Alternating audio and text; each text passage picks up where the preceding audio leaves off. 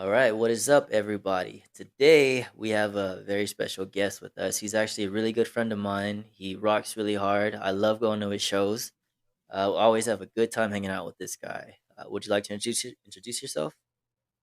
Hey, what's up, y'all? This is Chase West. I play guitar in a band called the Velcro Pygmies. So, first topic I want to bring up obviously has to be Eddie Van Halen. Yeah, What are your dude. What are your thoughts? Yeah, yesterday that sent shockwaves across the entire world. Like just seeing like how many people even outside of music that have been touched by Van Halen.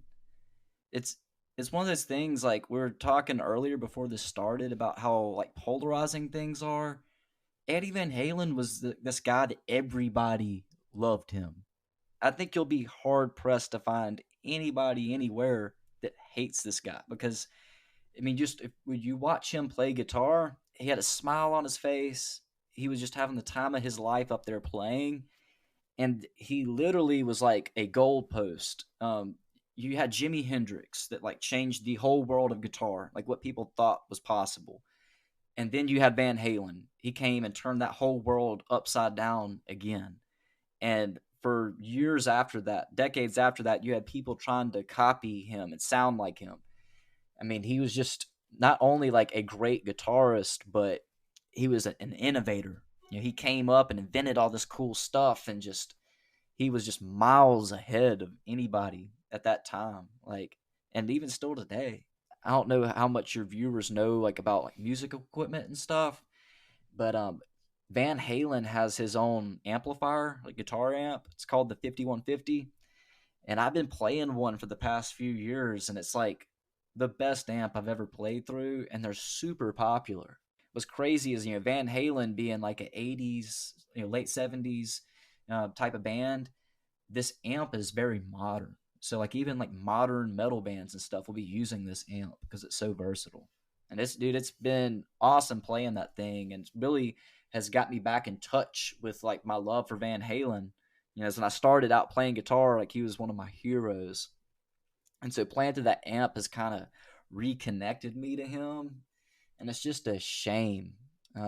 He was one of the last living guitar legends, and now that he's gone, I feel like it's going to be one of those things that his inspiration has touched so many people that he will live on through all these guitar players that held him so dearly.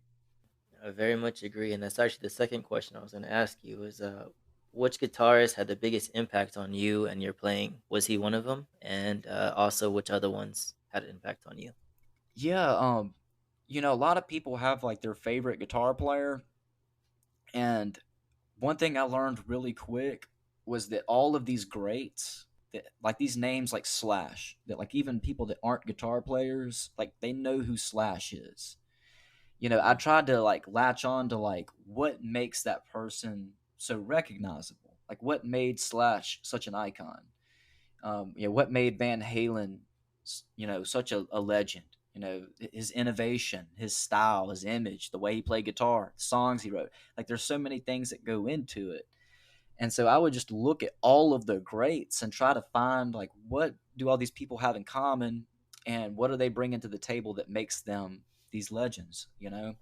So I've taken from many people little bits and pieces and tried to formulate my own style, but it all gets traced back to Randy Rhoads, Ozzy's first guitar player, who, crazy enough, him and Van Halen grew up in the same area in California. And in the late 70s, they were both playing on the Sunset Strip, and Eddie was more like blues based and had all the crazy finger tapping stuff and whammy bar stuff, to where Randy Rhoads was more like classically influenced. So he was playing rock with this like crazy neoclassical side to it. And Randy, also Eddie too, they both were kind of on the forefront of glam. So you had like glam rock in the late 70s that turned into hair metal. They both were like on the forefront of that. And my uncle, he played guitar, and before I ever played, I loved watching him play and just thought it was the coolest thing ever. and he showed me Randy Rhoads, and that just like changed my life. Like started playing guitar immediately, and then shortly after got into Van Halen, Zach Wild, Slash, amongst many others, Steve Vai, and it was life changing. Like just for some reason, it's like you don't see that anymore, and now that these guys are passing away and stuff, I feel like it's on people like me to carry the torch. I feel like it's my duty to keep guitar music alive and going. I'm actually glad you said that because that was actually you said one of my favorite guitar heroes, and that was Steve Vai. He definitely had a impact on me personally and my guitar playing. But before we go further, let's go a little bit further back, actually. So, what were you like in high school, and what was high school or middle school like for you? Who is Chase West? Man, I hadn't thought about that in a while, but like I guess, I started playing music pretty young. So I was 11 when I picked up the guitar, but I was into rock and roll from like probably the third grade or so. It was like when I really first started getting into rock music. Like I love The Doors, Kiss, and Guns N' Roses. Like those were like three of my favorite bands. And I would like skateboard out my driveway and blast that stuff and had toyed with the idea of being a singer. And by the time I was 11, I picked up guitar and everything. And my dad used to joke around with me and would say, like, you've got all the ambition, like, you just need the skills to back it up. And what he meant by that is literally like from the time I had learned like one chord, I was like ready to like show people. Like, I wanted to play in front of people so bad. Probably like before I was ready to be playing in front of people. Like I just had that drive to like get out there and be a showman. And so I brought my guitar with me to school like all the time. And it was funny because later on, about seventh grade or so, a lot of the other guys started getting into guitar, and I had this head start on them.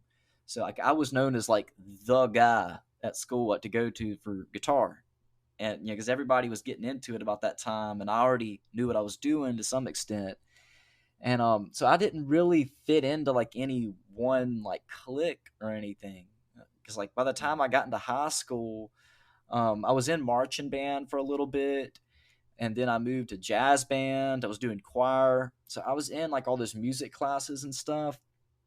And one of my best friends was like this, he was kind of a jock, but he was just super cool. Everybody loved him, friends with everybody. Like he wasn't one of those mean jocks. Like he would hang out with the special ed class and stuff, or if he saw some kid sitting by himself, he would go over and cut a joke and like get the kid laughing. He's just super nice, but everybody loved him. He was on the football team and stuff, but he was like a really good musician too.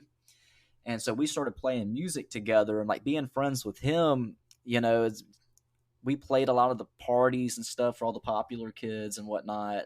And but I was also cool with like the goth kids or the nerd kids or whatever. Like I just, like I said, everybody saw me as like this musician, so I just kind of fit in with everybody. But at the Mhm. same time, I will say it's like I had a bunch of acquaintances, but not a whole lot of like super close friends. And I feel like I've been like that most of my life. Like I've got a lot of friends and stuff, but there's usually only a small handful of people that I'm like super close with. And it's usually like we could talk about anything, have similar interests, or like we go way back. And it's almost like having like brothers or something. uh, One person that comes to mind is like Jacob, our bass player that passed away. Anybody that doesn't know that whole story is crazy. You can look it up online. But yeah, like when I met Jacob, it's just like we were brothers or something. Like we liked all the same stuff.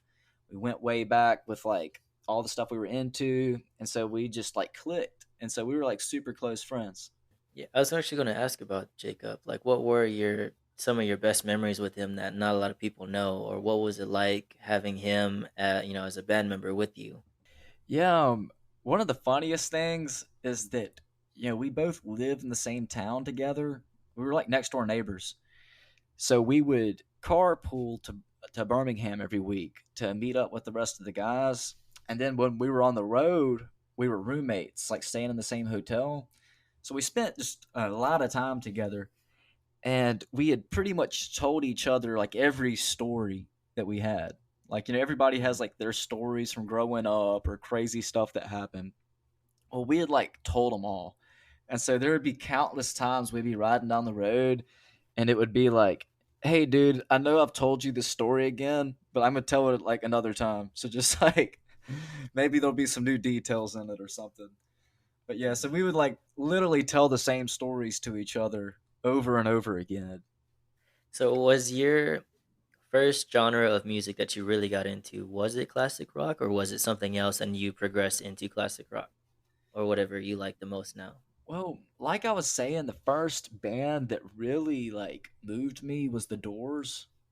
And it's Mm, funny stories like not my uncle that taught me guitar, but another uncle gave me this tape of The Doors because he thought it sucked.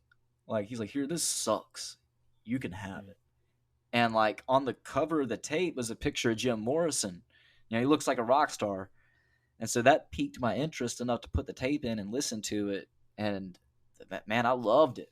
It was like they're probably their greatest hits or something like that. So like there was just mm, a lot of good songs on it. And I like got super hardcore into the Doors.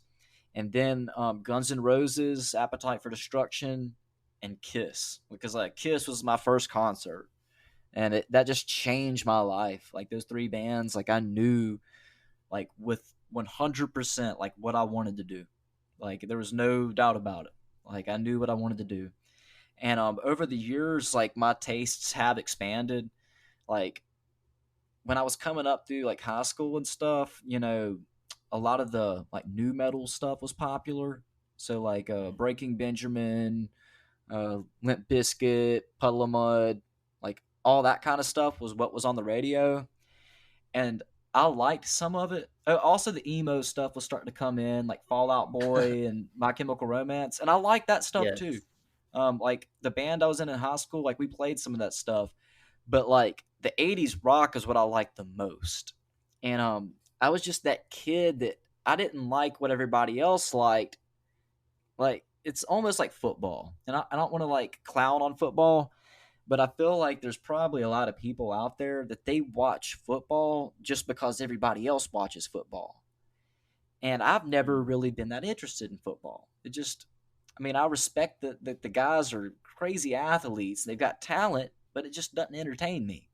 And it mm, was kind of like that with music. Like the stuff that was popular when I was coming up, I mean, some of the songs I liked and thought were cool, but what I really liked the most was like the old school, like '80s rock and roll. And I think the big part of that was just like the showmanship. Like those guys were like larger than life. And I think also to the fact that I play guitar, there's more guitar solos and stuff back then.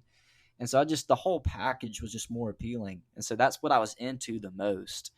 And then as time has gone on, like there's been newer bands come out, which they're not so new anymore, but like The Darkness. I don't know if you've ever heard of them, but like they, it's almost like a mix between like AC/DC and Queen.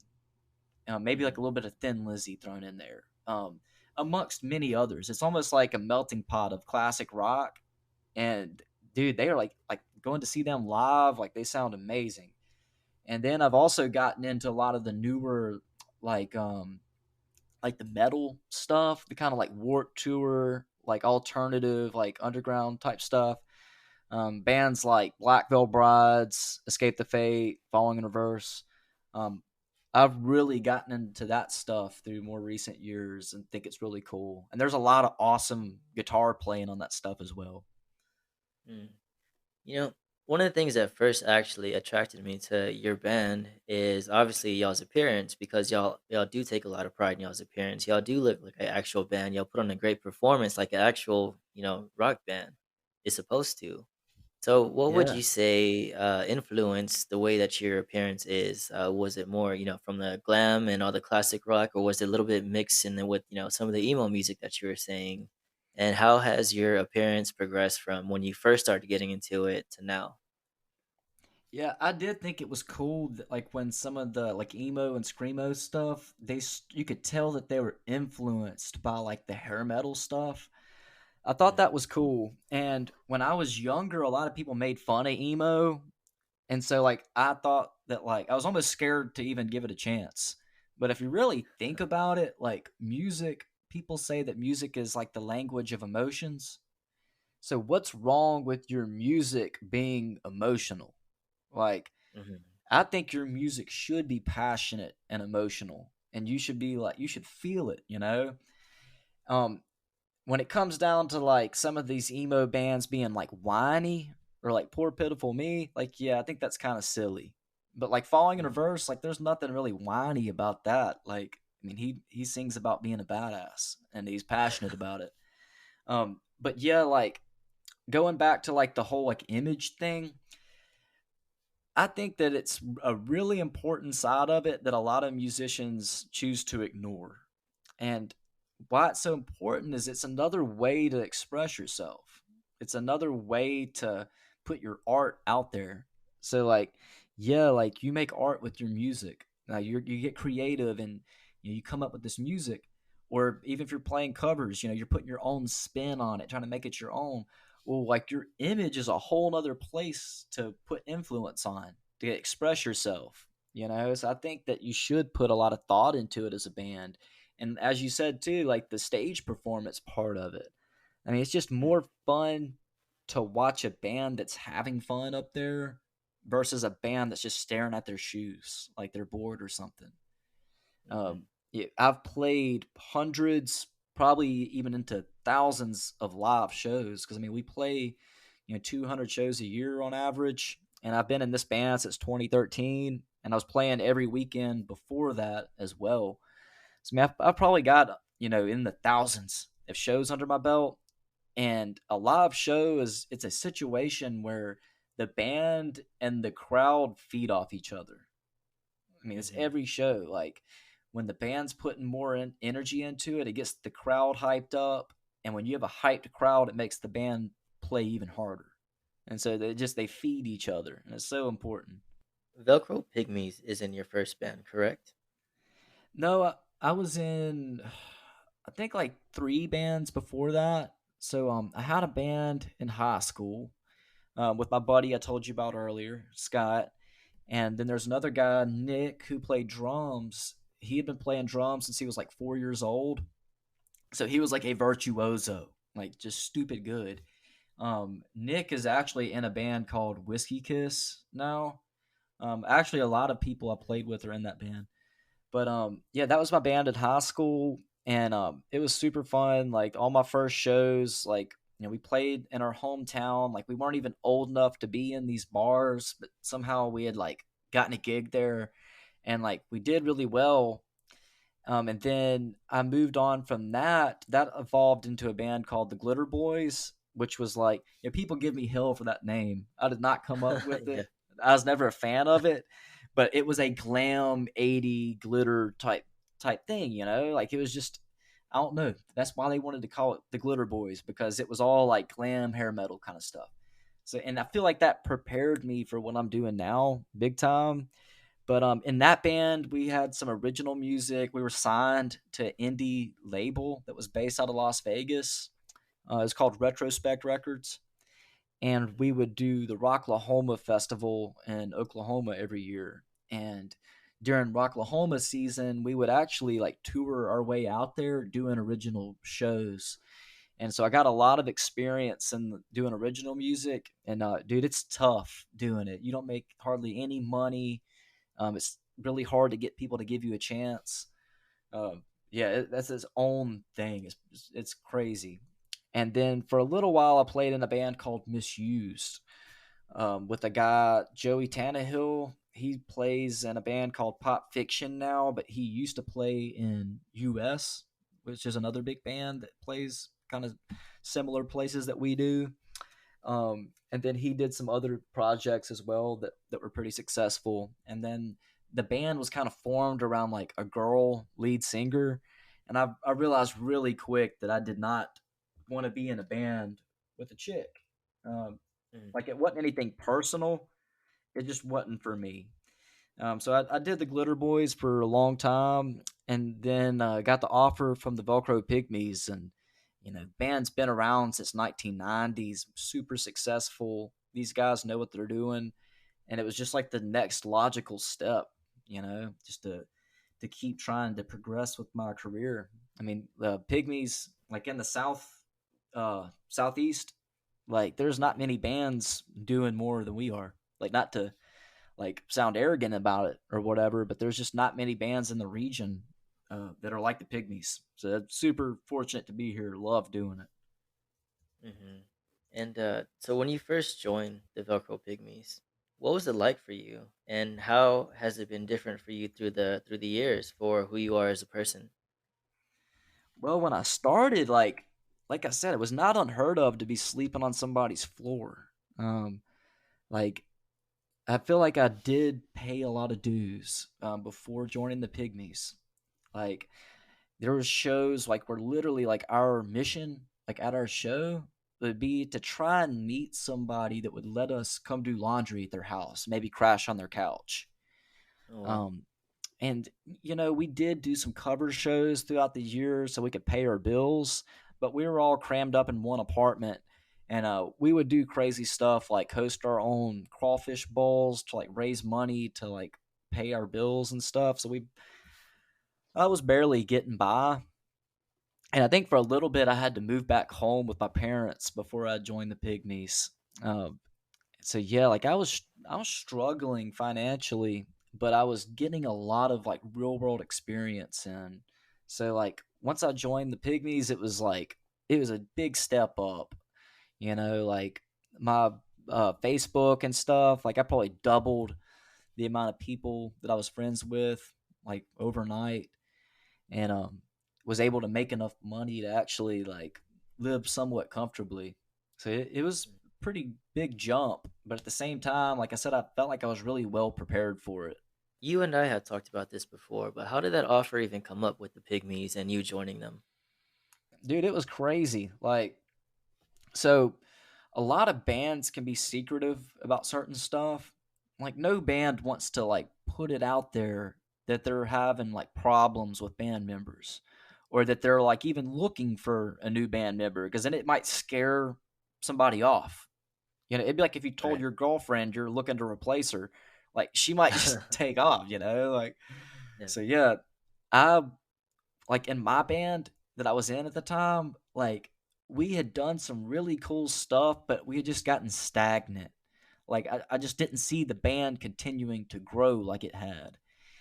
And I was trying to put the word out there that I like was looking to do something else without alerting my bandmates, because I mean I was really good friends with these guys, so I didn't, for one, I didn't want to make them mad at me and start a bunch of stuff like before even doing anything. It was a tough decision because, like I said, I was really tight with those guys, but I literally told like two or three people, and one of the people I told was this band called Linum, and they were friends with the Pygmies, and they secretly knew that their guitar player was on his way out. And so it was one of those kind Mm, of behind the scenes things, like whispering in ears. It just like worked out perfectly.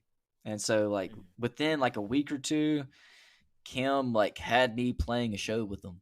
Like it happened like super fast. And crazy enough, when I first like got the offer, I wasn't even sure about doing it because, like I said, I was such good friends with the guys in my band. Like I didn't want to like screw them over. So like at the very least, I wanted to like finish out the shows on our calendar, so I wouldn't just leave them hanging. And mm, what ended up happening is the guy that was playing guitar in the Pigs before me, he just like quit like suddenly. Like I don't know if he caught wind that I might be joining the band soon. But yeah, he just suddenly quit like just like that. So they needed me like immediately, and I had to learn like 3-4 hours of music in like a week. And luckily, I like came in and nailed it. Like I said, I felt like I'd laid a lot of the groundwork to be able to do this before I got here. So I literally just jumped right on in, man. It felt just like at home. So you travel a lot. Aside from the live performances, everybody does see, and all the all the theatrics and all the performances and all the fun that y'all have on stage. What are some of the more difficult things or just the aspects of a traveling band that others don't see?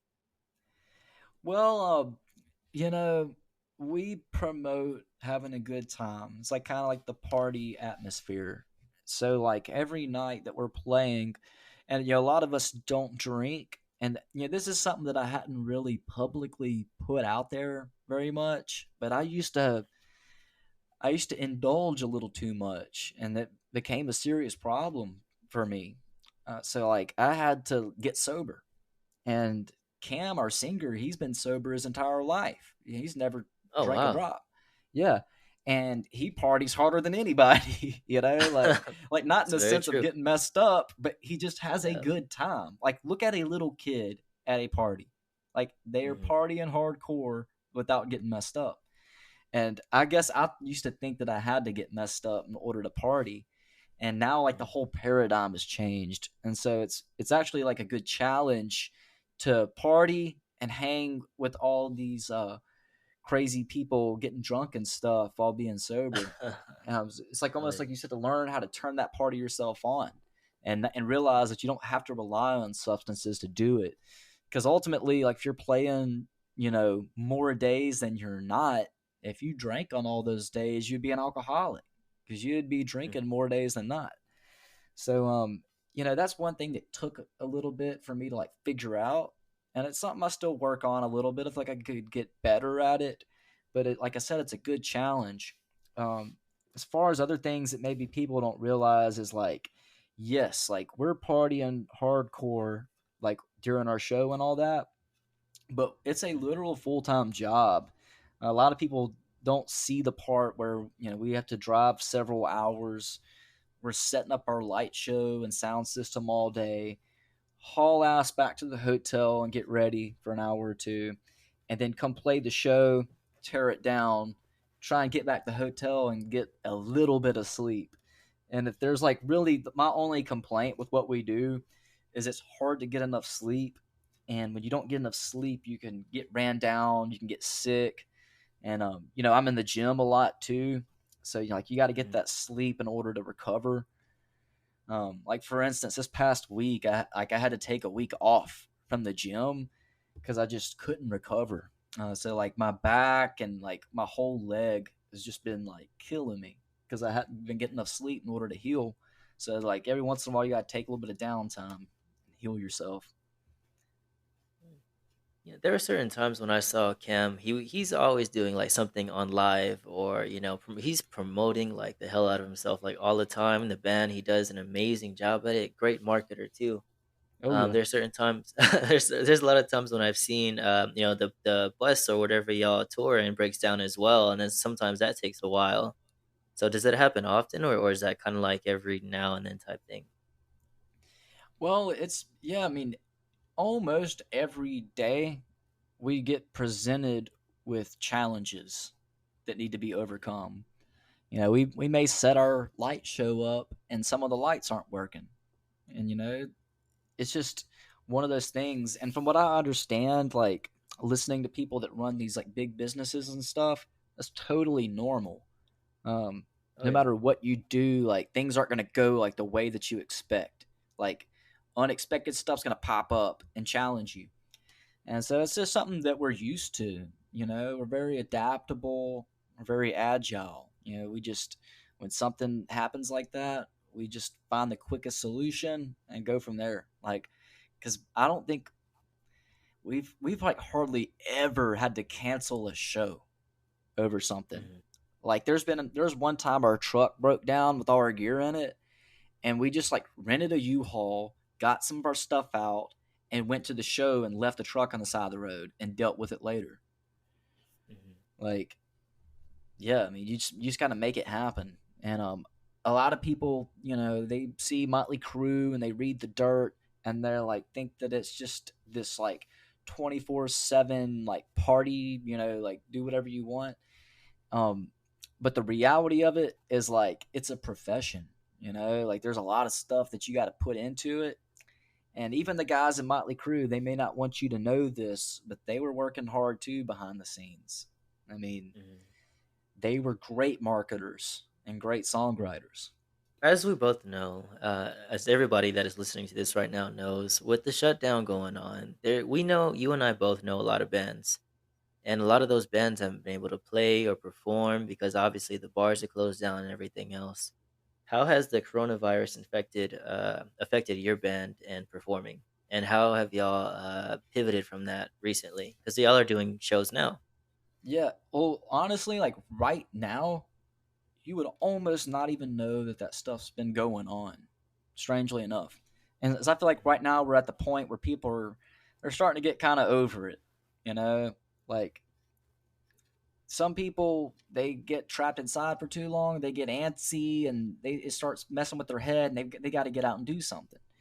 But when Mhm. all this like very first happened, like when the entire country was pretty much shut down for a few months, like me and my girlfriend went to my parents' house, and I like hardly ever see my family. Like I usually see my dad like once a year for Christmas.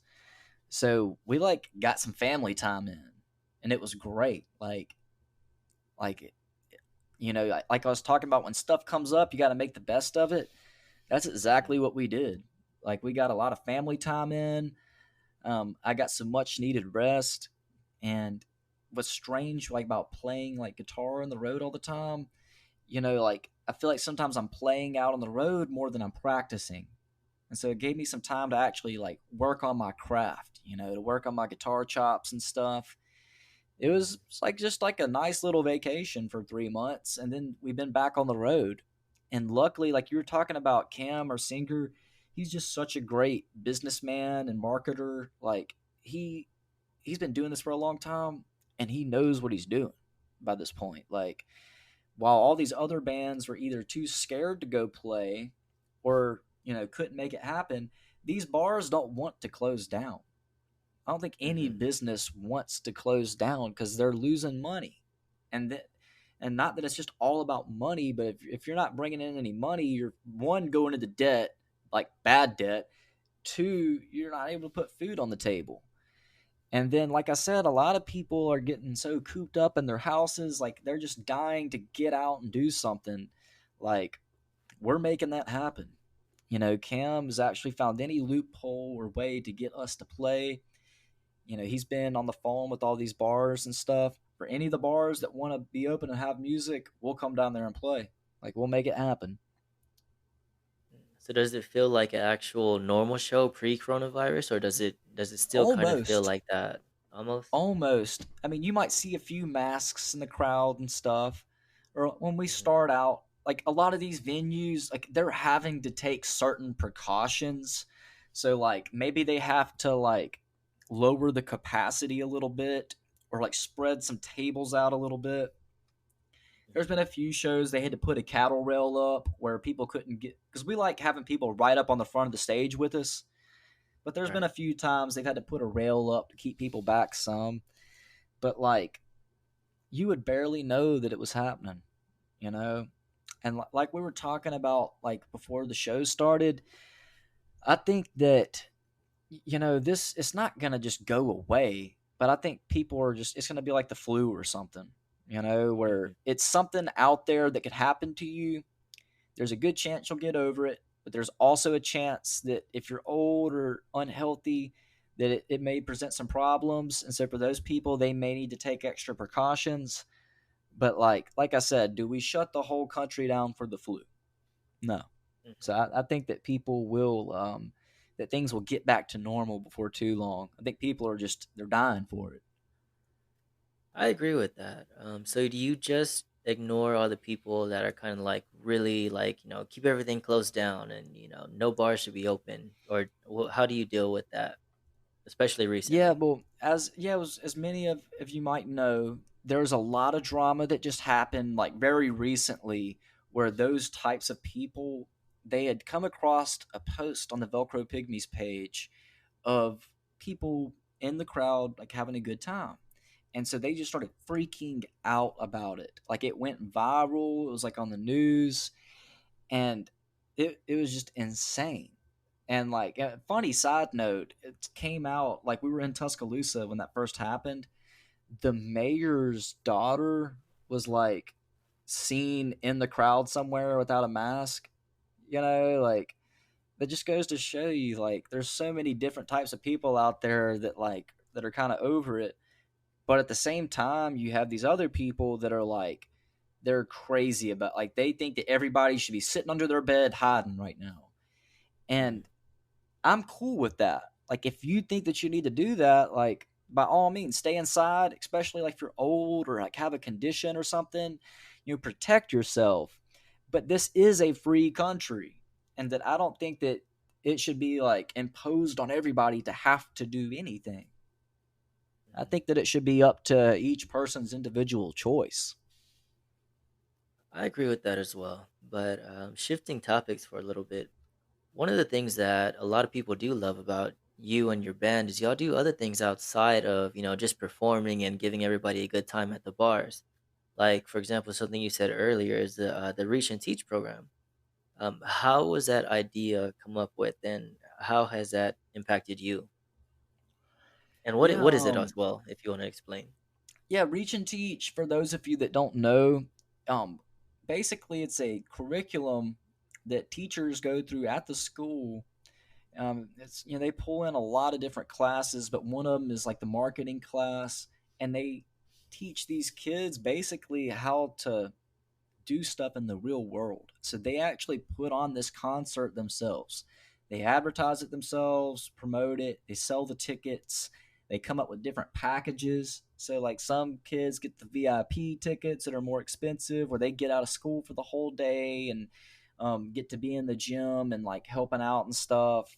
Get like be able to get like photos and stuff. Like everyone does it slightly different, and that's what's cool about it, because it's kind of in the hands of these kids, and it results in us going to these high schools and playing a concert in the gym. And it takes me back to when I was a little kid and saw my first rock concert, how life changing that was. And when I first set out to do this, that's kind of like was my inspiration. Like I wanted to inspire others. Like I wanted to be able to do the same thing for other people. And so like we're actually getting to do that, which is super cool.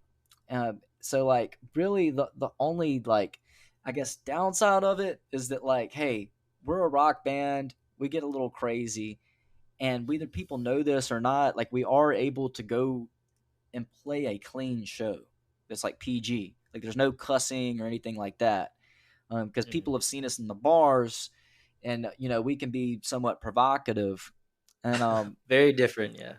yeah, so it's like you're still getting the Velcro Pygmies.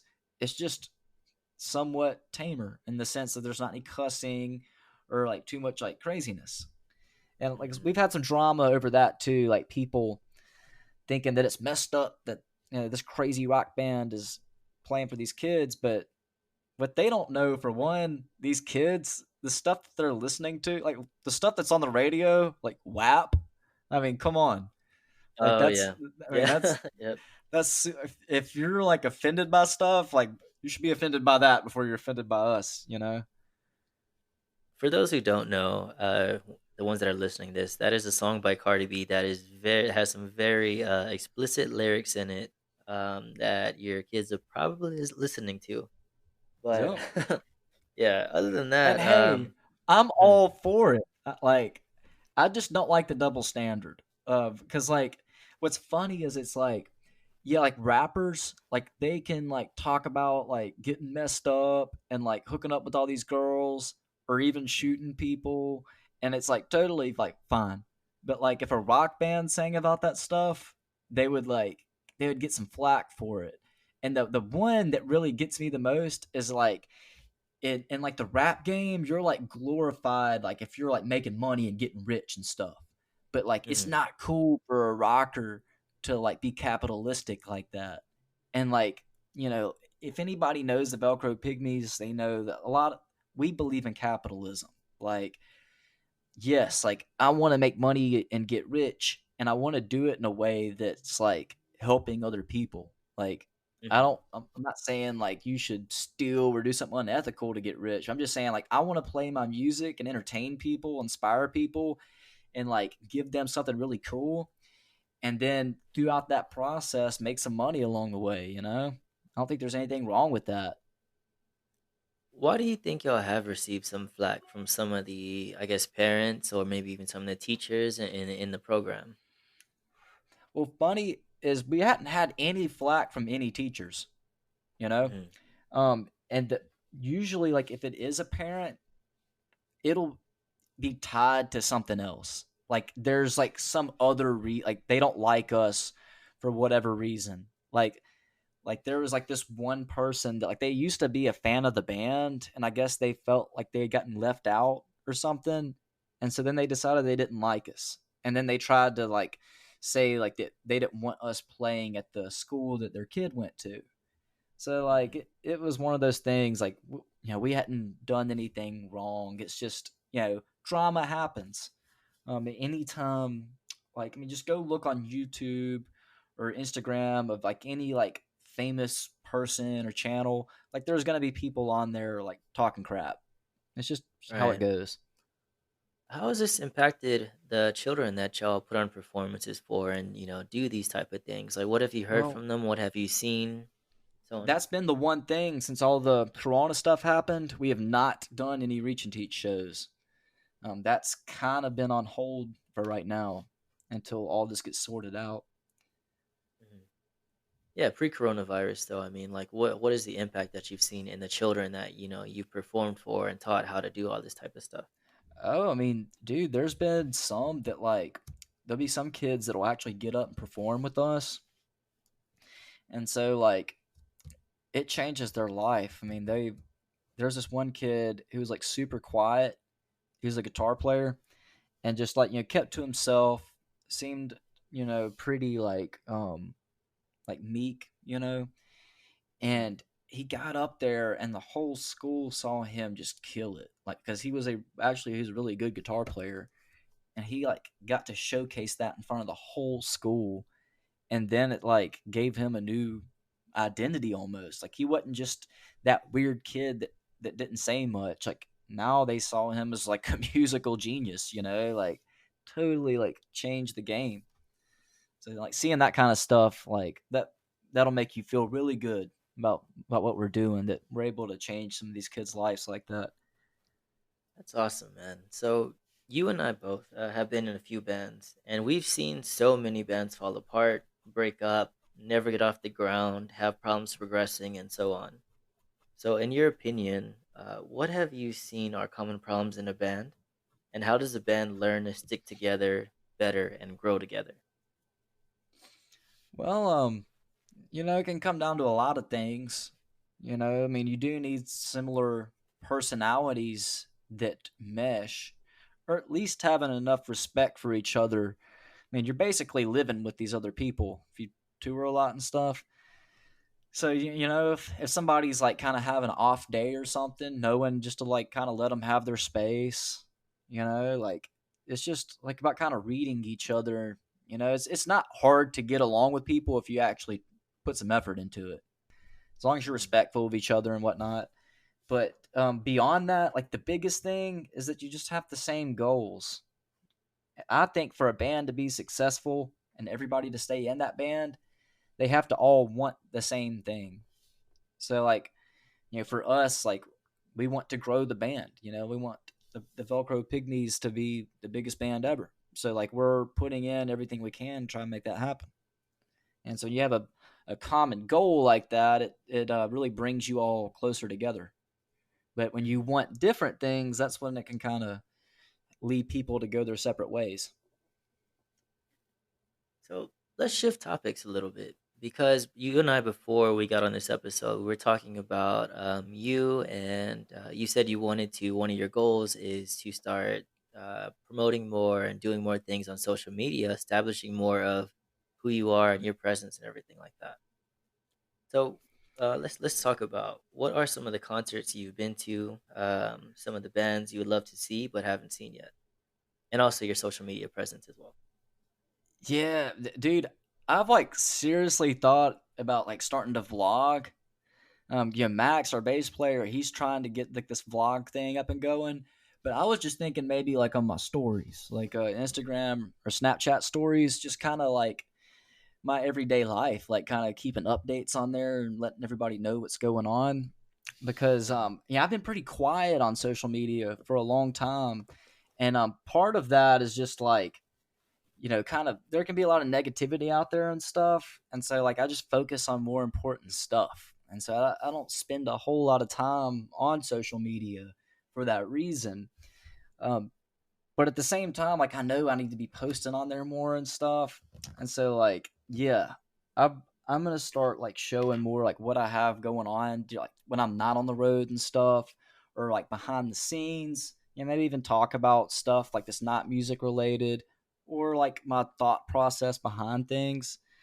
But yeah, like if you go back, like I used to go to a lot of concerts before. Like it's weird because we're like one of the only bands playing right now, but like Mhm. before all this, anytime that we were off and there was a band coming through somewhere nearby, I would go see them. So like I saw Falling in Reverse many a times.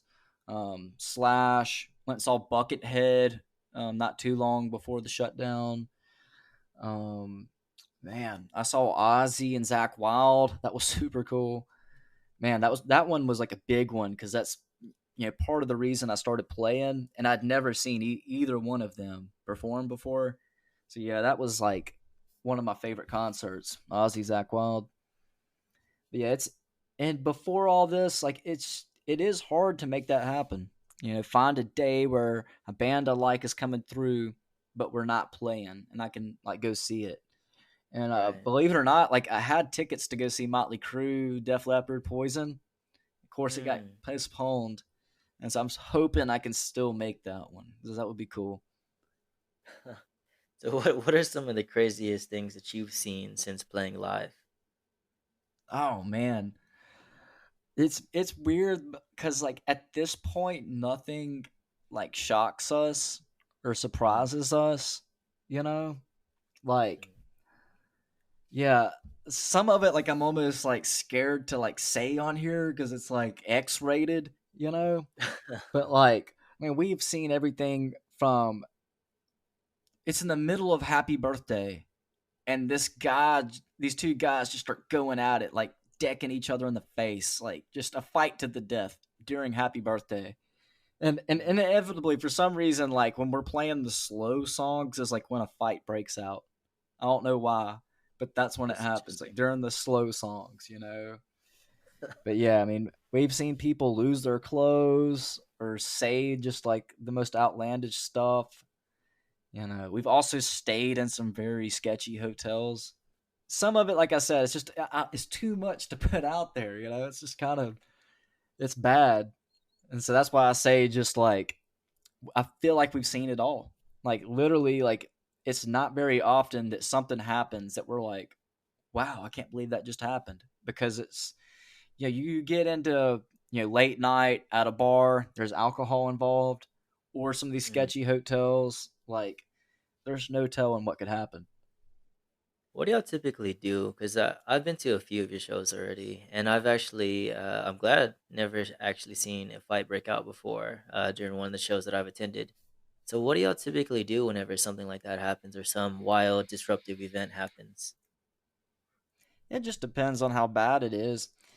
I mean, if it's a small little scuffle, we'll just keep playing. But if it starts getting too bad, like we'll stop, and Pete, our sound guy, will bring up all the lights so everybody can see, so that security Mhm. can get over there and break it up. But yeah, it's usually in these crowds like that when there's a fight, like whoever gets hit first ends up getting trapped in all these people where they can't move, and the Mhm. other guy's just wailing away at them. Mhm. And then inevitably, you'll have like a girl try and get up in the middle of it. I don't know if you've ever seen that, like at a bar. For I some have. reason, the girls try and get in the middle of it. Like they're either Right. trying to like break it up or like tell these guys like what to do. Mhm. Like, and it only makes it worse, obviously. But Yep. yeah, that's always funny. Like watching some girl try to get involved with it. So you've been playing guitar for a number of years now.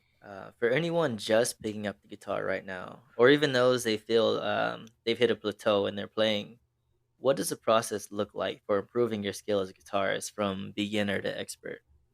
And how did you do it?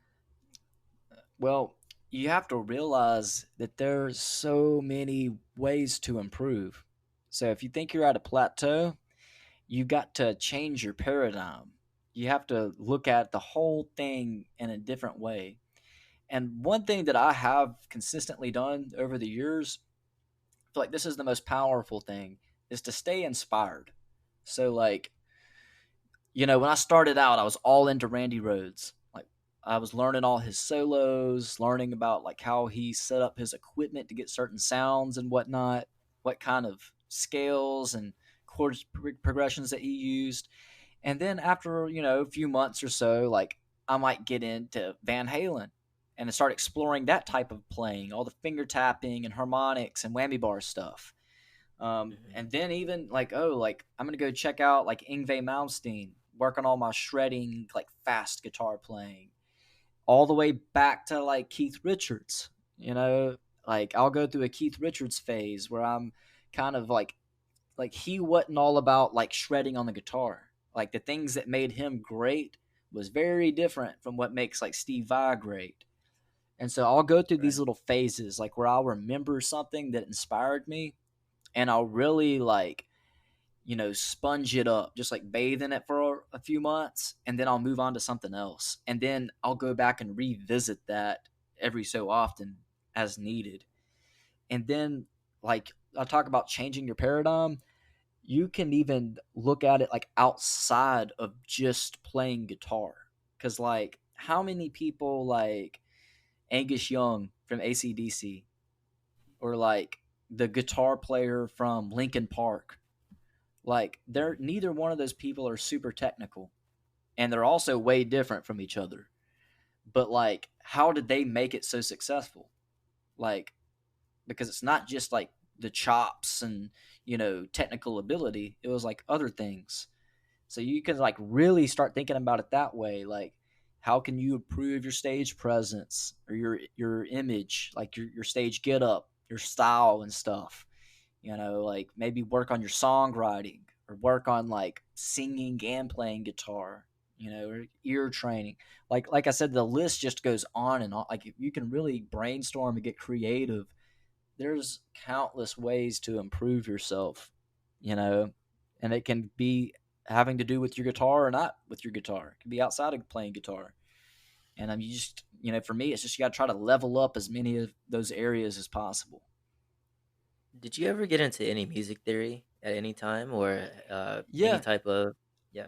I always tell people that you don't have to learn that stuff because it can be boring. And especially when you're Mhm. starting out, like you want to like learn and play stuff that makes you excited because that'll keep you going, keep you like progressing more than trying to fight yourself and like learn something that you don't want to learn. But at the end Mhm. of the day, it is very helpful to know like some basic theory. Like at least know the names of your basic chords and like know like where to find like most of your main notes on the guitar neck. Like if somebody looks over at you and says, "Now play an A," like you should be able to do that. But if they're Mhm. like, "Hey, like, like that some like very complex like what's the flatted third of the harmonic minor scale like whatever like you don't have to Right. know all that. Like that's overkill. It'll help you knowing it, but you don't have to know it. But as long as you know enough to be able to talk shop, like, oh, like, yeah, here's where the E chord is. Or like maybe know some like basic scales if you play guitar solos, because like I said, you can play without knowing it, but it just helps you communicate better. And then when you start writing songs and stuff, it can help you come up with stuff as well. Let's create a good starter kit right now. So if anyone thinking about picking up the guitar, what are the essentials like a good solid starter kit someone should have and what brands? Okay. Man, there's a number of ways you could go about it. Like, I started out with a Squire Stratocaster and a Same. Fender Frontman. And that Yeah. amp, the Fender Frontman, dude, it's a great amp. It's like $100, but like, it's got a great clean sound, and the distortion on it's pretty good too. And there's not too many freaking knobs on it because, like, for some reason, like all these starter kit amps, they're starting to like add more and more features to them, and they're getting Mhm. overcomplicated. And sometimes, like, the more knobs and features you have on something, the harder it is to dial it in and get it sounding good. Versus like something pretty basic, it's easy to dial in a good sound. So sometimes like having too many options can be counterproductive. So yeah, I would just get like a Fender Frontman amp and like a Squire Strat, or you could get an Epiphone Les Paul. Might be a little bit more, but that guitar will actually last you longer. Because like with the Squire Strat, like they do make some that are nice, but like the starter versions that are usually like around, 150 bucks or so, like you're gonna want to upgrade from that eventually. To where if you get like an Epiphone Les Paul, like one of the standards or even a custom, that's gonna run you around 500-600 bucks somewhere in there. But you Mhm. could find one used, which I love buying used stuff. Like I'm all about that because you get it for so much cheaper, and a lot of times like there's nothing wrong with it, or it can be fixed up for super cheap. So yeah, like to me, the perfect starter kit would just be getting like a Fender Frontman amp and like an Epiphone Les Paul, and not like one of the juniors or whatever, but like an actual like an Epiphone Les Paul standard.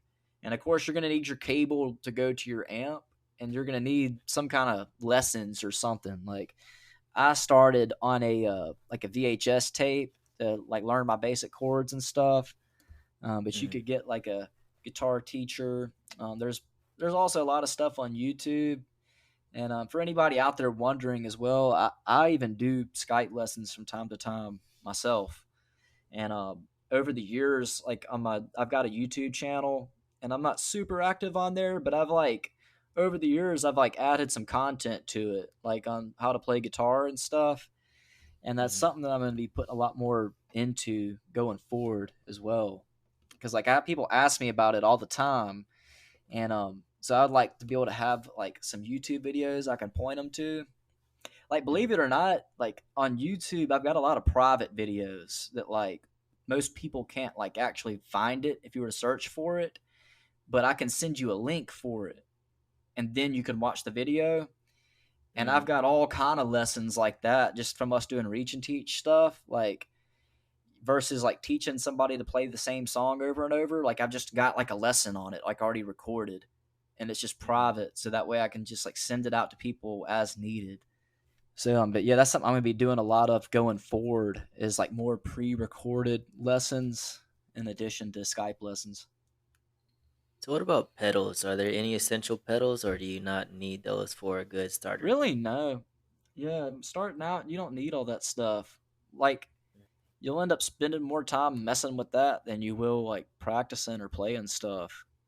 I mean, to this day, like on stage, I use hardly any pedals. Our sound guy adds a lot of the effects, like the Right. echo and reverb and stuff. Mhm. But yeah, like I would just focus on playing when you're starting out. And maybe after you've been going for a while and you're starting to get some things under your belt, you might could get like one of those multi effects things. It's like a all in one deal. That way you'll have access to all kinds of effects without having to buy all these stomp boxes, and you can find out what you like.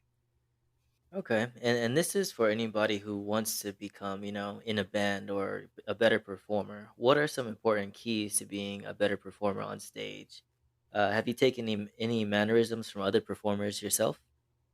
Yeah, I mean, growing up watching all the 80s like videos, like I noticed there was a lot of like jumping and like kicking and spinning and diving and stuff. And so like I initially like pulled from that. And you had Metallica, they headbanged a lot. But a Hmm. big one is like learning how to play to the back of the room. So like you know, up close, subtle movements. Like, say you're on camera, even like subtle movements are picked up more easily, but in the very back of the room, they're not. So sometimes you have to like use these crazy big, exaggerated movements for the people at the back of the room. And one thing that's commonly taught is to always play to the back of the room, but I think Hmm. that you should also play to the front of the room. Like you should do both, you know?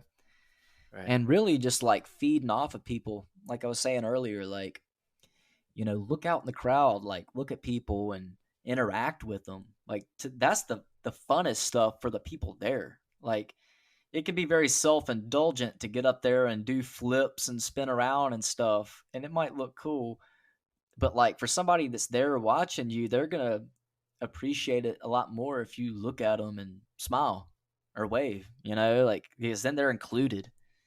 It's not just like a me thing. It's like then you're actually kind of like sharing a moment together, and a lot of people see that too. Like people, anybody I'm friends with, I'm sure you've seen like when you come to a show, like when you walk in, like you'll see me like, hey, what's up, like from the stage, Yeah.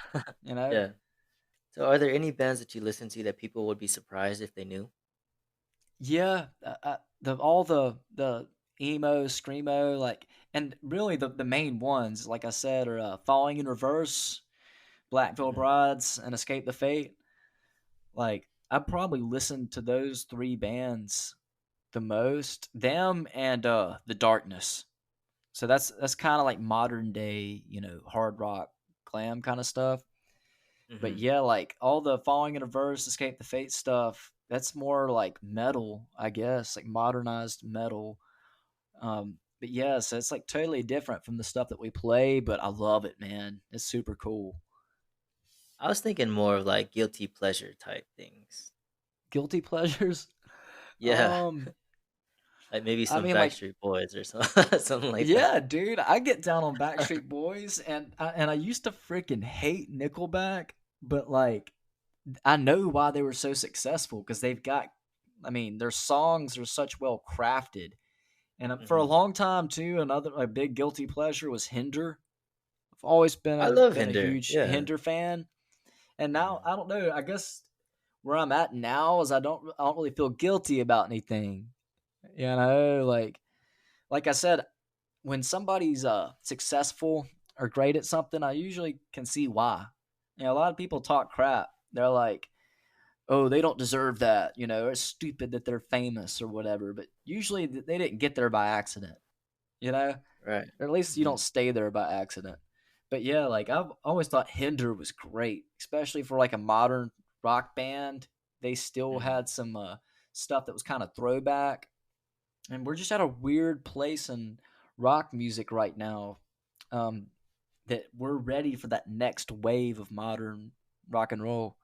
What do you think that's gonna look like? Because obviously, like we were talking earlier, a lot of bands don't, put in that. I mean, they'll do a good performance, but when it comes to their appearance, it severely lacks. Like a lot of bands now, they just wear like jeans and a t-shirt, and that's about it. Like you were saying earlier, like what do you think is the next evolution in rock music, and when do you think that will happen?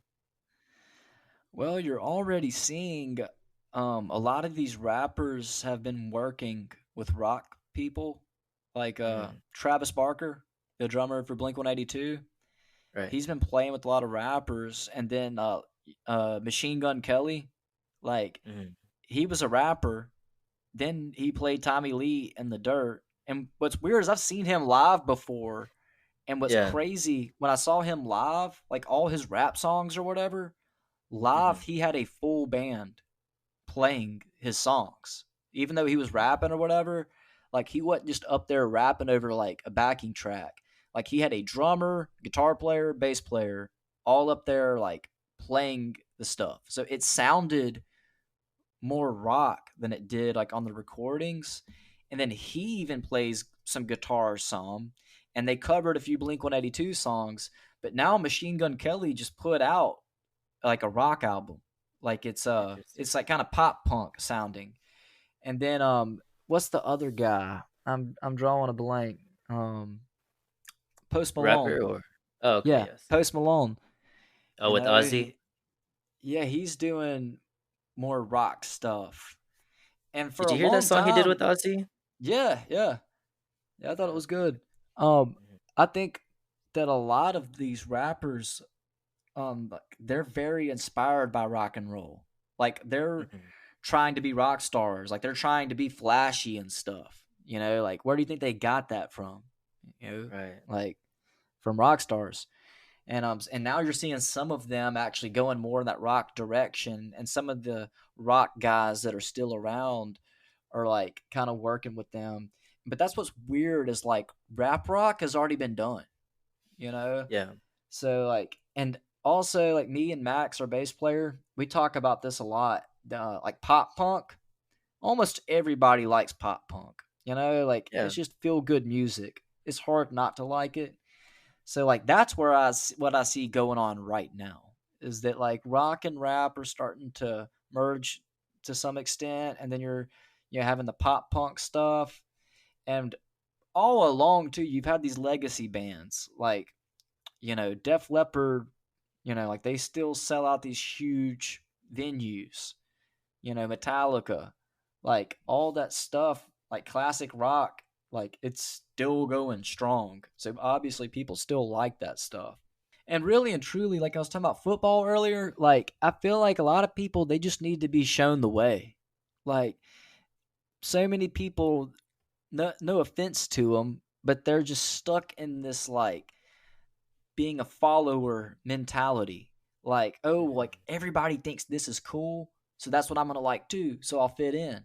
And they might not even like realize that they're doing that, but that's what they're doing. Like they just like what everybody else likes.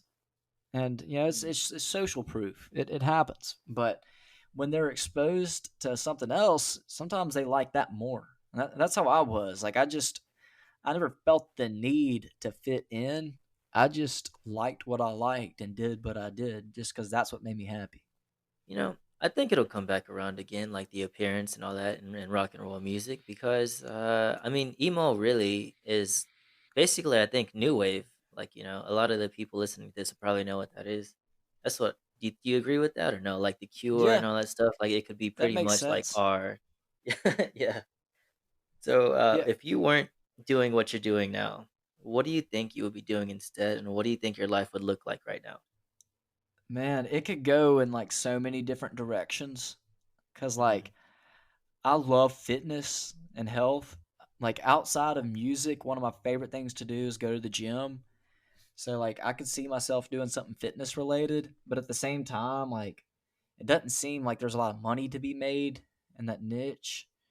I mean, I know there's people that are making money, but I know that it seems like it would be harder than other niches. Mm-hmm. Just because like the general population doesn't work out. I mean, it's gotten more popular than it used to be, but yeah, like I would say the average person, the majority, probably that they're not into going to the gym and stuff. But I love it. Think it's awesome. My dad actually was a bodybuilder, so he actually like won some shows and stuff too. And he did triathlons growing up, so I always liked that kind of stuff. So I don't know, maybe something in that kind of niche, or like this might sound crazy, but music, playing in a band, on all that, it is a business, and so over the years, I've learned a lot about business and stuff, and I love it, man. Like Mm-hmm. we had this big conversation before we got started about all that, and just like you, like I love learning new stuff and honing my skills in all these different areas. So like I could see myself like running a business, selling some type of product, especially like something that I really believe in. I'm a passionate person, so like and I'm very like driven. So I feel like if I was not playing music, that I would be like putting the same amount of like passion and energy into like whatever it was that I was doing. Because like I got into like cryptocurrencies and like trading stocks and stuff for a while. And Mm-hmm. like I remember telling my dad, like, I feel like I could be great at this if I like really put my mind to it. Mm-hmm. Like, because I have people come up to me and they'll be like, "Wow, you are just so talented at playing guitar." And I never think about it that way as like talent. Like I think about it as that like, well, I just put a lot of time and care into this. And I feel like Right. if it wasn't guitar, it would be something else. That like, especially after like learning to play an instrument and getting like pretty good at it, I feel like I know that process now and that I could apply that to anything, like whatever I put my mind to. Mm-hmm. And that was another reason why I think you and I got along so well, because you and I started talking more about business, and we got into real estate investing as well. And then there are so many times when, especially at the Kashada Casino, we stayed awake until like 6 o'clock, 8 o'clock in the morning, and then like so many good times with you. But we talked about so many various topics, of everything, and that's how I think we really started to bond and everything. But Yeah, man. Yeah, I love that stuff. Like, yeah, and mhm, all like the personal development stuff. And I feel like a lot of people are scared of it because they're like they feel like if they read a book on personal development, they're admitting that something's wrong with them. And mhm, I don't look at it like that at all. Like I look at it like, all right, like things are already great. How can we make them even better? You know? right, hmm, So I love diving into all that stuff, all the Tony Robbins, yes. all that stuff, man. I find it very fascinating and helpful. Real quick, before we go on any further, who else do you listen to? I know Tony Robbins, because this is important because I've talked about these people on my podcast before. So if anybody who, wants to get better, like in personal development, or want to fix something about their life, or just needs some encouragement or something, Yeah. who are some other people you listen to, like Earl Nightingale, Jim Rohn, who else? Well, you know, I think it's important to start off by saying that anybody like that you follow online, they're probably not going to have all the answers. Mm-hmm. More often than not, you're not really learning the how to, but you're learning the mindset and like the general concepts behind stuff. And some of them may have a little bit of how to, but you just have to be careful and not get caught up in buying these courses for like thousands of dollars and stuff because a lot of this Yep. information can be learned anywhere. But I always liked Ty Lopez, even though that he's kind of basic and it's very entry level, and it's it's very like for beginners, and he doesn't Mhm. teach a lot of how to, but I do think that he's got a lot of wisdom. As I told you earlier, like if you were to focus on your health, wealth, love, and overall happiness, like you can't go wrong with that. Like you get all of those in check, you're going to be better off than 99% of people. Grant Cardone was another one. I just found him very motivational more than anything. The whole Mhm. 10x. You know, uh, Anybody that knows me personally knows like I've got the 10x hat that I wear all the time and bumper sticker. So like Mhm. I totally drink that Kool Aid as well. Jordan Belfort, Wolf of Wall Street. That's probably my Right. favorite movie.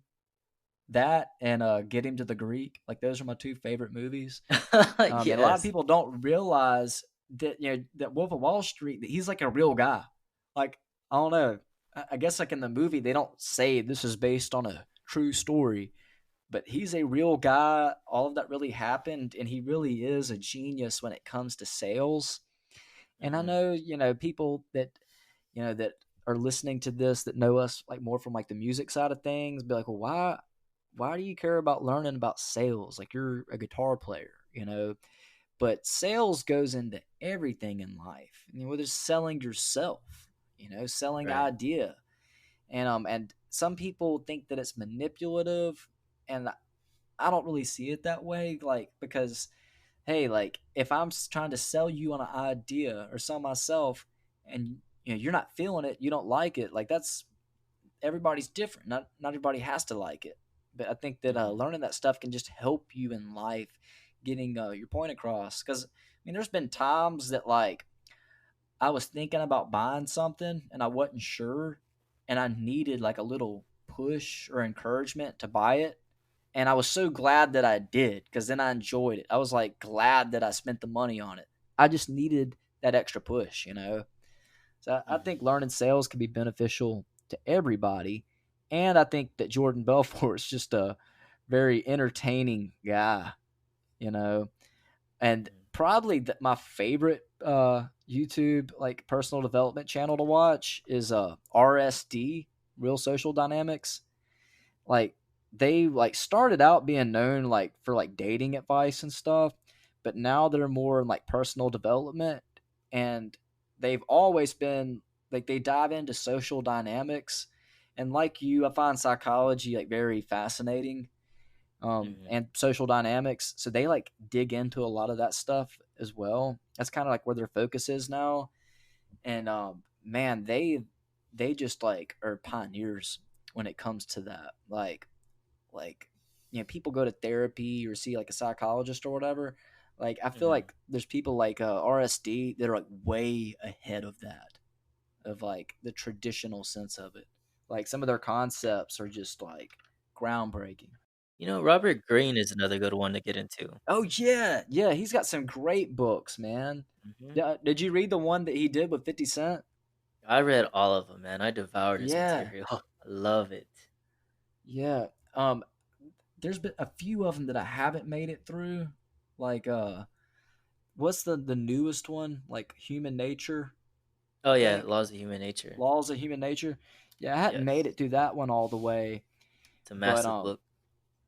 yeah, his books are just so long, but there's a lot of like crazy stuff in there that like it's good to know and at least be aware of. Like one thing that we talked about before, like we went live with this or whatever, is like getting different perspectives on things, getting different viewpoints on things. And I think that's really important. If you don't agree with it, it's good to be aware of it. And learning every angle can help you formulate your own opinion. We're talking about that a lot before, we started. Especially now, we need that more than ever. We need these discussions. We need, for people to not believe that they're 100% right all the time. We need to listen to other people. We need to not just listen, but try to understand the other person, where they're coming from, why they think the way that they do. And so that's why, I feel like that's another reason why you and I connected so well, is because we believe in that same thing. We'll talk with anybody who, we disagree with, as long as they're being civil and everything. But Yeah. See, I feel like one gift that I've always had is I feel like I'm really good at understanding um the other side of things. Like when somebody does something that might make other people mad, or that they just Mhm. can't believe that they would do that, I usually can at least understand like their thought process, because I try to put myself in their shoes. Um, Right. and when you look at it like that, you realize that everybody's the good guy in their own mind. Like usually the Hmm. villain doesn't think they're the villain. Like they think that they're the good guy. And so I feel like I've always been really good at taking a step back and seeing things from everybody's perspective. And when you do that, it for one, you get triggered less, you're less reactive, and you can, I feel like you're just more tolerable to like deal with stuff when you see from all angles. I agree, man. So, a couple more questions before we start wrapping it up. So, what are some things about you people don't know? Things about me that people don't know. Yeah, I guess the fact that like I've got this massive bookshelf full of books, that I love knowledge, I love learning stuff. I'm very like driven. Yeah, like obviously with my music, but just in life in general. So Hmm. like used to growing up, like I partied a lot, and now like I feel like I invest in myself a lot. So like when I'm not playing, like I'm in the gym, I eat like super clean. I'm always like feeding my brain, and I'm also like into investing. Like we were talking a little bit about that earlier, but like I'm looking at charts like Bitcoin, stock market, all that stuff. Like very interested in it. Like I look at it almost every day and formulate ideas and theories about stuff. So like yeah, like I feel like being a band guy, a lot of times, people see you as kind of being one dimensional, but like yeah, I'm trying to just win at life, you know. Hmm. So, what does music and playing the guitar mean to you? It's it's interesting because like, with Van Halen passing away yesterday, it's almost like guitar is like this lost art form. Like guitar driven music isn't at the forefront like it used to be. And I feel like very passionate about keeping that alive.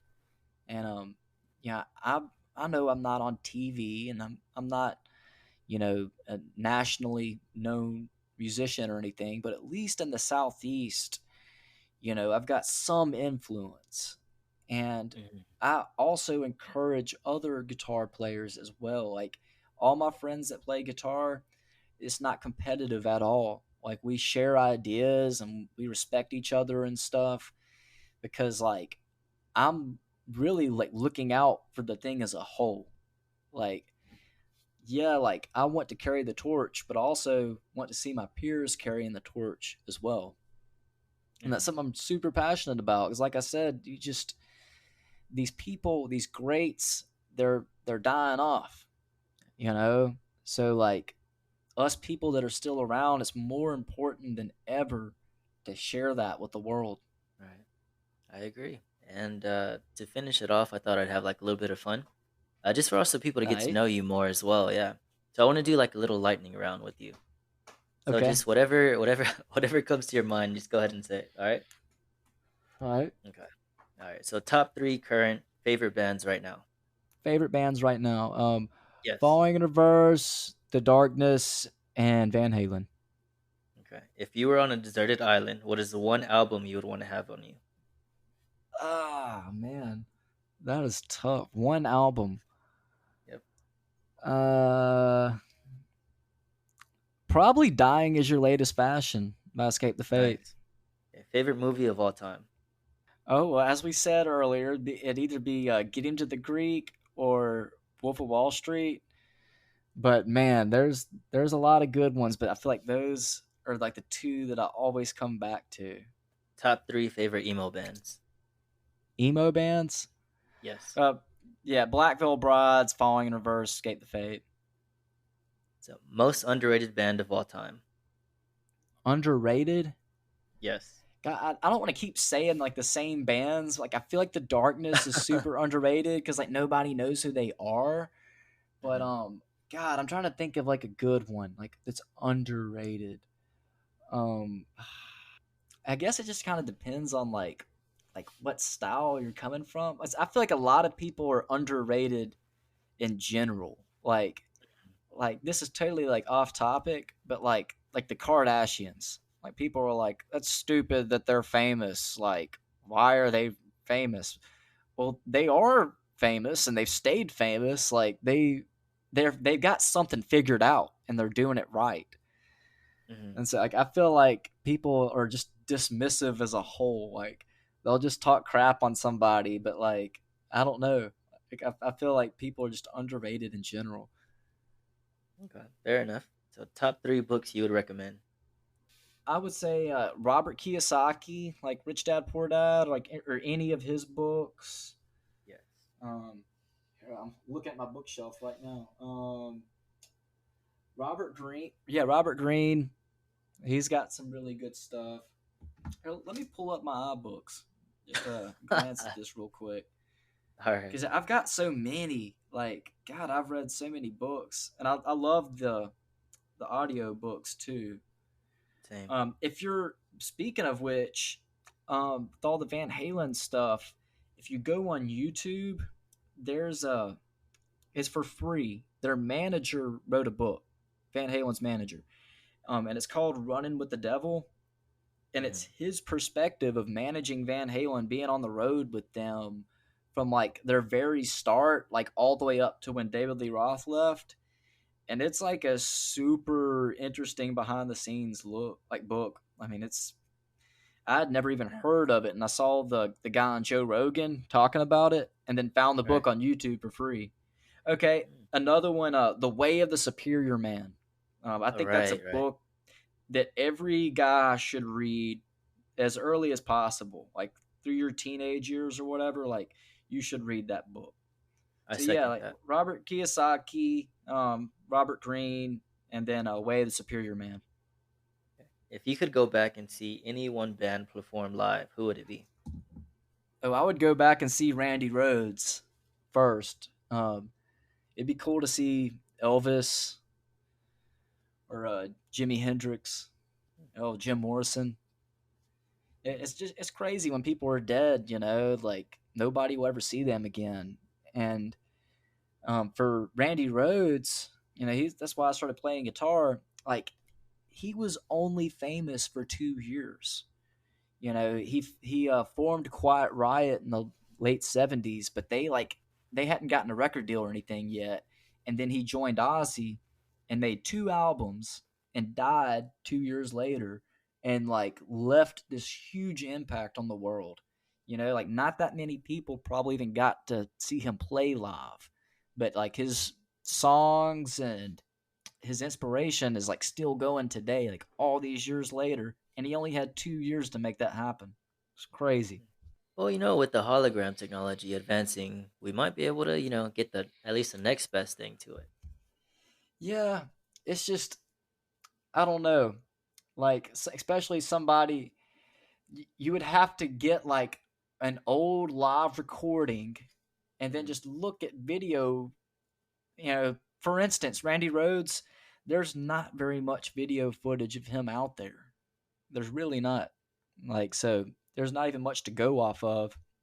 But yeah, that's mhm. scary to think that, yeah, like you could have a hologram out performing, like you could have the same concert going on across the whole world at the same time, but it's just not as authentic at the same time. I don't Like, know. Did you see in Coachella they had Tupac? yeah, that's what I'm saying. And they tried to have him be like, "What up, Coachella?" Like, or like pointing at people in the crowd. Like, Mm, it's just not authentic. Like I was saying, like when we're playing and like I see somebody I know in the crowd, like that's a real like we're saying, hey, like we're making eye contact. Or like every show, like even if we have like the same like songs we're doing or whatever, is unique in its own way. Like tiny little stuff happens that just makes it unique. It's like a fingerprint. Each show just got its own fingerprint. right. So top three favorite video games of all time. Oh man, dude, I used to get down on some Call of Duty, like all into Call of Duty. Um, like Think used that's to every guy's probably go-to. spend like way too much time playing it. Like everything else in my life started just kind of falling by the wayside because I was like, I get addicted to video games. Assassin's Creed, that was another one that I got sucked into and was just like playing it nonstop. And Mm. the Batman Arkham games, Oh yes. those are awesome.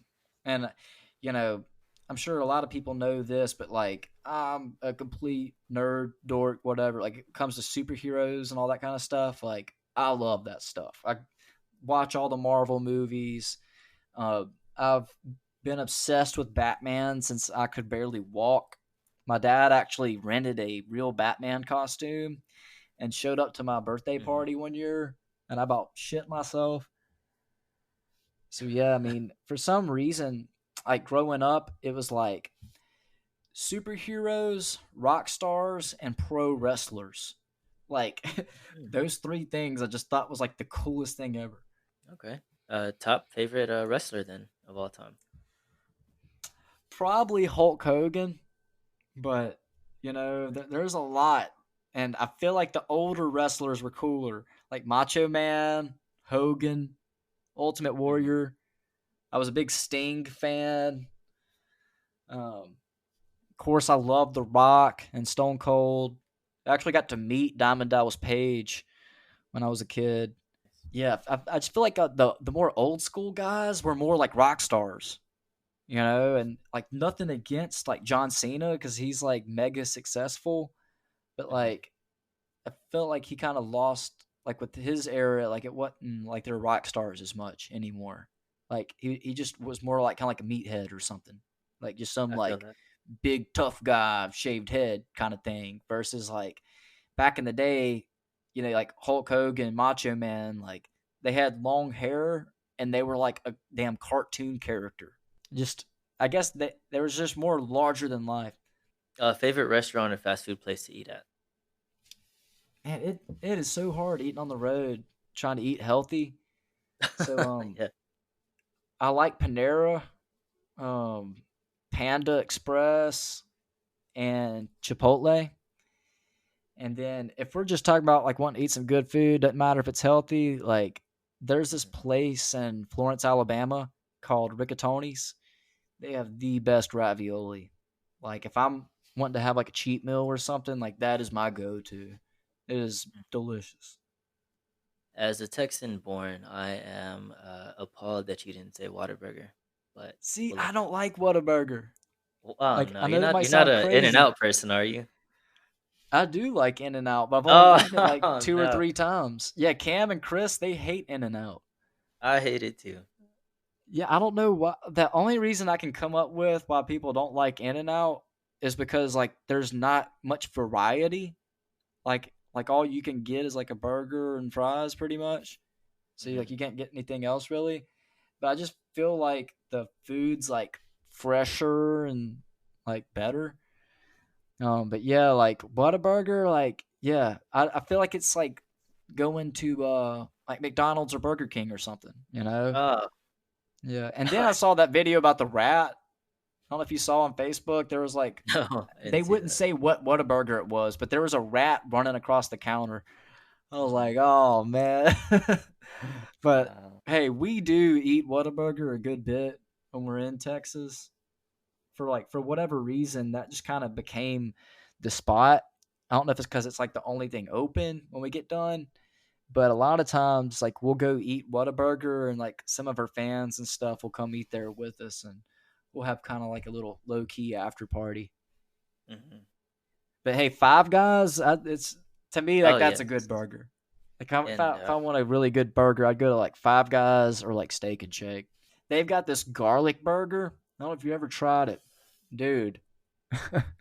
It is crazy good. I'll have to try because I've only went to like Shake Shack. I don't think I've actually tried But yeah, that one. I try to eat so dang healthy, man. Yeah, the Hmm. food I eat would probably be so boring to the average person. But that's just something I'm passionate about, you know? Like I feel like what I'm putting in my body like should be fueling me and like helping me, not hurting me. So I put a lot of attention to it, but I try not to be annoying about it because like Right. some people that like eat real clean that are like on paleo or whatever, like Hmm. they'll it's like they have to let or somebody that's vegan, they have to like let everybody know about it and they just make a big scene about it. Like I try not to do that. Like try not to be a pain in the ass with it. Like I just that's my choices to eat healthy and I try not to like impose it on other people or anything. And lastly, favorite place to play at? Now that's super hard. Um because there's so Top many. three. Yeah. Um I've always loved playing the hangout in Gulf Shores, which sucks that the not only like Corona and all that, but this that hurricane that came through it tore up Gulf Shores, and I've Mm. been going there since I was a little kid. So I've always just loved being in Gulf Shores. But hangout super fun. Um, there's this one that we do for the Kentucky Derby in Louisville. It's like outside and it's like super packed. That one's fun. There's Shrimp Fest, which is also in Gulf Shores. There's like thousands of people at it. Um, but yeah, there's so many. Like there's probably more places that I like really enjoy playing than there are places that like aren't as fun. All right, and we have come to the end of the episode. So, is there anything final thoughts you would like to say, and where can people reach you at? All right. Well, I just want to thank anybody that sat around and like listened to us for this long. Yeah, you're still here. We appreciate it. Thank you. I'm on Instagram, Facebook, YouTube, all of that. If you search just Chase West, it should pop up. I believe my Instagram is Chaser W. Now, maybe you could put some of the links in down below the video All right. or audio clip or whatever. But yeah, I'm Mhm. most active on Instagram, and then I'm on Facebook as well. So if anybody like wants to shoot me a message or anything, feel free to. Especially when it comes to guitar stuff. Like I said, I teach Skype lessons, and then I'm gonna actually have some guitar videos coming out soon. So also keep an eye on my YouTube, and that's just Chase West on YouTube as well. Perfect. And thank you, Chase. It's been a pleasure having you on. Hey, thanks, guy. I love what you're doing, man.